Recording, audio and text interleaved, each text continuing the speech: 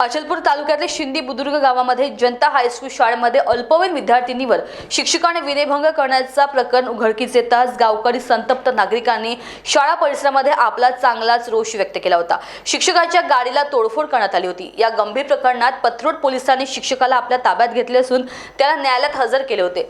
संदीप पाचमोरे या शिक्षकाला न्यायालयाने कारागृहात रवानगीचे आदेश दिले। यापूर्वीही हरम येथे शाळेमध्ये संदीप पाचपोर नामक शिक्षकावर विनयभंग करण्याचा आरोप होता।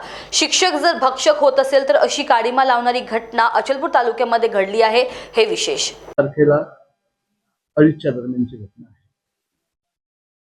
त्या कार्यकालात मी सुट्टीवर होतो, त्यामुळे तिनं कोणाला सांगितलं नाही। एक जे शिक्षक होते आमच्याकडे, त्यांनी थोडीशी म्हणजे डिटेल न सांगता ती माहिती दिली गेली।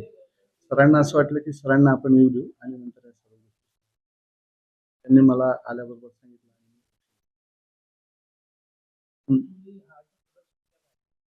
यापूर्वी हरमच्या शाळेमध्ये हो विद्यार्थ्यांसोबत शाळेत हो कुठं सर तुमची संस्था थोडी चुकी आहे, ही शाळा थोडी चुकी आहे का? अशा मानसिकतेच्या माणसाला तुम्ही इथं कसं काय नंतर आणलं, कसं काय अपॉइंटमेंटवर ठेवलं तुम्ही? निश्चितपणे आपण जे बोलत आहात त्यात 100% सत्यांश आहे। त्या प्रकरणामध्ये जेव्हा ते प्रकरण उघडकीस आलं आणि समोर जायच्या वेळेस ज्या मुलींना आणि पालकांना जे तक्रार केली होती, त्यानंतर त्या लोकांनी ते माघार घेतली आणि त्यामुळे संस्था समोर जाऊ नाही शकली।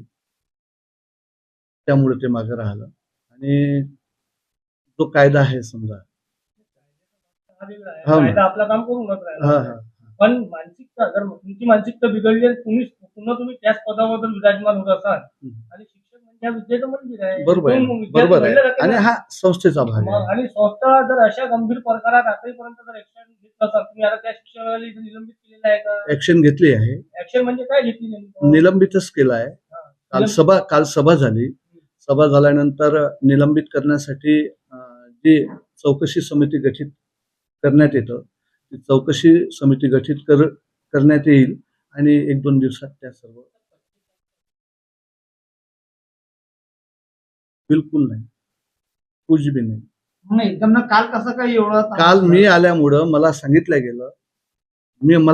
गेल्यामुळे मला ते बिलकुल पटलं नाही। त्यामुळे मी सुरुवातीला त्या मुलीशी बोललो ह्या सर्व गोष्टी। तिनं आपल्या पालकांनाही सांगितलं नव्हतं भीतीपोटी की बा आपले बदला मिळेल किंवा काय होईल।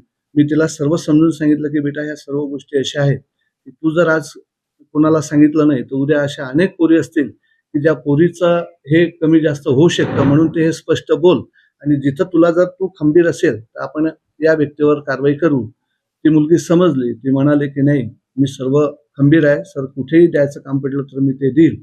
त्यामुळे मग मी ऍक्शन घेतली। तिच्या पालकाला बोलावलं, स्टॉपला बोलावलं, संस्थेच्या चालकांना बोलावलं आणि मग त्या मुलीला काही शाळेत करून प्रेशराईज टाकला गेला असं एवढ्या दिवसापासून तिला बोलल्या गेलं त्या व्यक्तीकडनं की हे कोणाला सांगायचं नाही, आपल्यात ठेव। पण जेव्हा ही भीती आम्ही तिच्या मनात काढली तेव्हा तिनं मला स्पष्ट सांगितलं आणि आज ती काल पोलीस स्टेशनला तिनं स्पष्ट सांगितलं। खूप लहान आहे तरी ह्या मुली संग झालं का? नाही, बिलकुल झालेला भाग आहे, चुकीचा आहे आणि माझ्या मुख्याध्यापक कार्यकालात जर हे होत असेल तर ते माझ्यासाठी एक गंभीर बाब आहे। म्हणजे तो व्यक्ती दोषी आहेच, काही प्रमाणात या शाळेचा मुखिया म्हणून तो दोष मी माझाही समजतो। पण मला असं वाटतं झालेल्या जो प्रकार आहे या प्रकारावर त्या व्यक्तीला सगळ्यात मोठी जी शिक्षा आहे ती शिक्षा आपण देण्याचा प्रयत्न करतो आहे। आमच्या संस्थेचे काल जे बोलणं झालं की याच्यानंतर समजा कोर्टानं कुठलेही आदेश दिले नाही शाळेतर्फे काही प्रेशर नाही, माहीतच नव्हतं कोणाला तर प्रेशर कसं 9 दिवस झाले कोणाला माहित नाही नाही नाही नाही नाही नाही नाही नाही नाही नाही हेडमास्तर ड्युटीवर आले त्यावेळेस त्या पोरीनं सांगितलं। बरोबर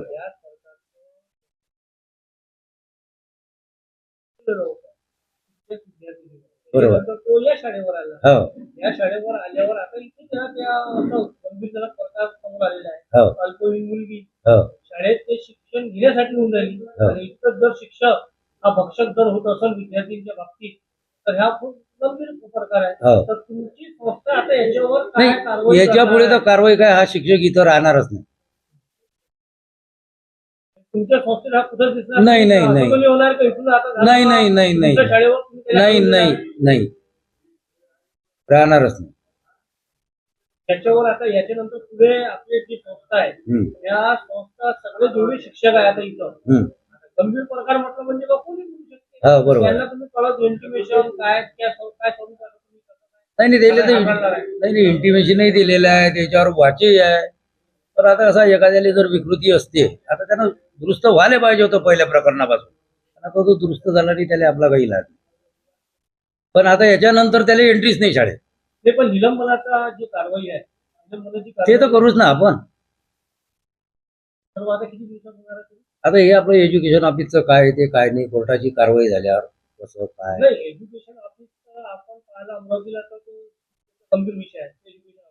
आपण आता आपणही त्या चाकोरीत बसतो ना. संस्थाची तुम्ही उपाध्यक्ष आहे संस्था तुम्हाला चालवणार आहे. हा बरोबर आहे ना. तुम्ही संस्थेच्या बॉडीत आहे. हा बरोबर आहे. शिक्षण माध्यमिक आणि उच्च शिक्षण विभाग हा विषय वेगळा. नाही नाही आपण पण त्या- आपले मॅसेज मध्ये शाळेच्या आवारात जर असं होत असेल तर त्याला निलंबन करणे गरजेचं आहे, बरोबर आहे. तुम्ही तिकडून जर नाही, नाही, नाही, नाही, नाही, नाही. आणि त्याला तिकडे आपण त्याला निलंबन करू, तो जर कोर्टात गेला तर उद्या आपण कोर्टात जाऊ, याच्याबद्दल काही शंका नाही.